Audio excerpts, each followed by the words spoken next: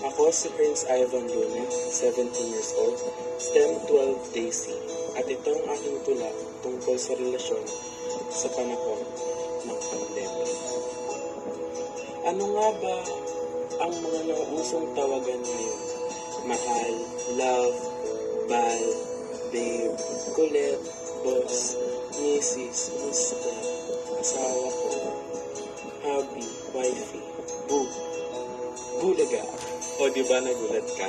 Nagulat ka na bigla na lang nawala ang taong minahal mo na kahit alam mong inip lang pala, yung akala mong sa'yo na, chinarot ka lang pala. O diba, ikaw ngayon ang nagluluksa? Diba sinabihan ka na ng kaibigan mo, dagdag lang yan sa puso mo, punong-puno ng pasa. Tapos ngayon, magpapacomfort ka. Pero oo na, ito na, magsasalita na nga, diba?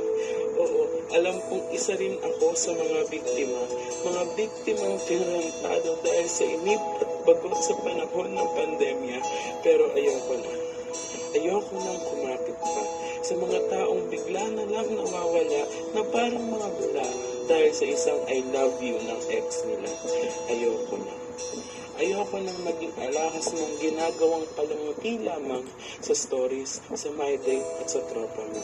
Tandaan mo ito. Hindi ako isang damit na ipapamigay na kung ayaw mo na. At sasabihin, may magmamahal pa sa'yo diyang iba. Huwag kang mag-alala, na-appreciate naman kita. O ano, masakit na ba? O ito pa. Di ako tsokolate na dudukutin, hahalikan at kakainin mo upang mapunan ang pansarili mong kasiyahan. At higit pa sa lahat, ayokong maging bugay mo na ginagamit para makahanap ng mabisang solusyon sa buhay mong kulang sa pagmamahal, kilig, libot at tensyon. Kaya ito ang inyong tatandaan. Huwag magmahal sa panahon ng pandemya. Kung ayaw mong moituhin ka ng masasayang sandali niyo dalawa.